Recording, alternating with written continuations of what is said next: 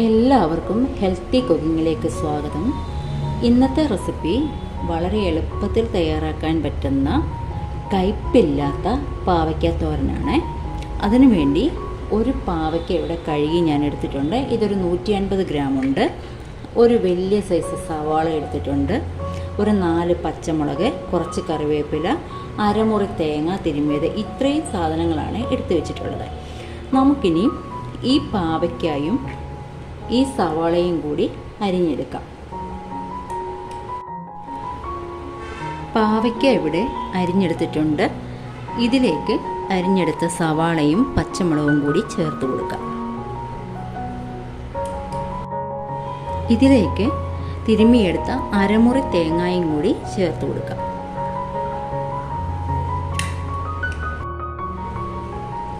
കുറച്ച് കറിവേപ്പിലയും ചേർത്ത് കൊടുക്കാം.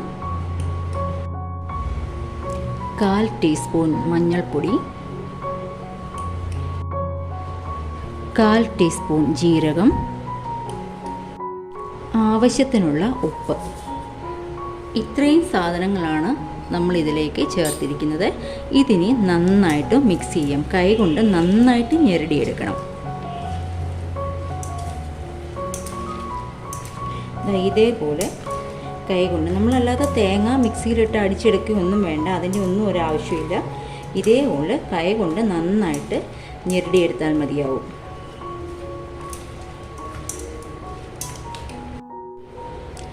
ഇതിനി ഒരു 10 മിനിറ്റ് നേരം അടച്ചു വയ്ക്കാം.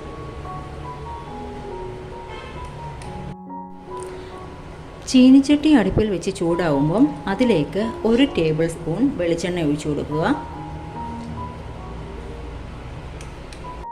വെളിച്ചെണ്ണ ചൂടായി വരുമ്പോൾ അതിലേക്ക് കടുകിട്ട് പൊട്ടിക്കുക. കടുക് പൊട്ടിക്കഴിയുമ്പോൾ അതിലേക്ക് 2 വറ്റൽമുളകും കൂടി ചേർത്ത് കൊടുക്കുക.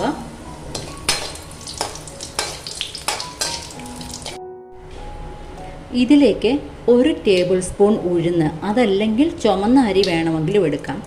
അരിയും കൂടി ഇട്ട് ഒരു ഗോൾഡൻ കളർ ആവുമ്പോൾ വറുത്തെടുക്കുക. ഒരു ഗോൾഡൻ കളറായാൽ മതി, കരിഞ്ഞു പോവണ്ട.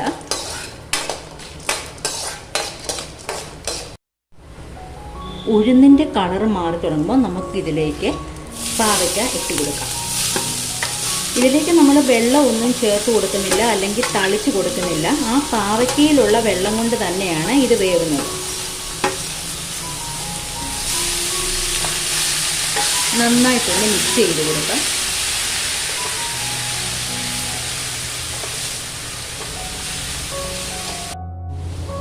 പാവയ്ക്ക നമുക്ക് മീഡിയം ഫ്ലെയിമിലിട്ട് ഒരു 10 മിനിറ്റ് ആവി കയറ്റാം.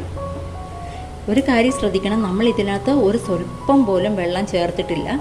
അതുകൊണ്ട് തന്നെ തീ ഒരു ഹൈ ഫ്ലെയിമിൽ വെക്കല്ലേ, കരിഞ്ഞു പോകും. ഞാൻ മീഡിയം ഫ്ലെയിമിലാണ് വെച്ചിരിക്കുന്നത്. മീഡിയം അല്ല, മീഡിയത്തിലും ഒരു സ്വല്പം കൂടെ താഴെ, എന്നാൽ ലോ ഫ്ലെയിമിലും അല്ല. ആ ഒരു രീതിക്കാണ് തീ കൊടുത്തിരിക്കുന്നത്. ഇതൊരു 5 മിനിറ്റ് ഇങ്ങനെ ഇരിക്കട്ടെ. 5 മിനിറ്റിന് ശേഷം നമുക്ക് ഈ മൂടി തുറന്ന് ഒന്നുകൂടെ ഇളക്കിയിട്ട് വീണ്ടും അടച്ചു വെച്ച് ആവി കയറ്റണം.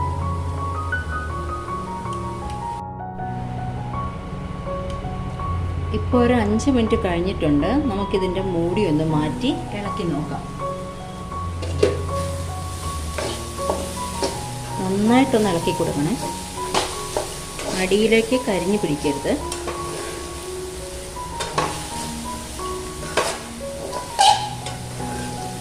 ഇതൊരു 3/4 ഭാഗത്തോളം വെന്തിട്ടുണ്ട്. നമുക്കൊരു ലോ ഫ്ലെയിമിലാക്കിയിട്ട് ഒരു 5 മിനിറ്റും കൂടി അടച്ചു വെച്ച് വേവിക്കാം.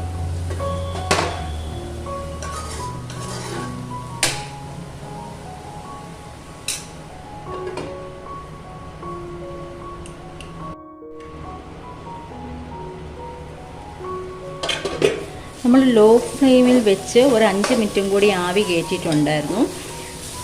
ഇപ്പോൾ ഇത് നന്നായിട്ട് വെന്തിട്ടുണ്ട്. ഇതിന് ഇതുപോലൊന്ന് ചിക്കിയിട്ട് കൊടുത്താൽ മാത്രം മതി. തീ ഓഫ് ചെയ്യേണ്ട, ലോ ഫ്ലെയിമിൽ തന്നെ. ആ ഒരു കുറച്ച് വെള്ളം കൂടെ ഉള്ളത്, നമ്മൾ വെള്ളം ഒഴിച്ചിട്ടില്ല, പാവയ്ക്കയുടെ വെള്ളം മാത്രമേ ഉള്ളൂ. ഇതിപ്പം നന്നായിട്ട് കുക്കായിട്ടുണ്ട്. ഇതുപോലൊന്ന് ചിക്കി ഒരു കുറച്ച് സമയം കൂടെ, ഒരു 5 മിനിറ്റും കൂടെ ലോ ഫ്ലെയിമിൽ ഇങ്ങനെ ഇതേപോലെ വെച്ചേക്കാം. അപ്പോൾ ഇത്രയേ ഉള്ളൂ. കയ്പില്ലാത്ത പാവയ്ക്ക തോരനാണിത്.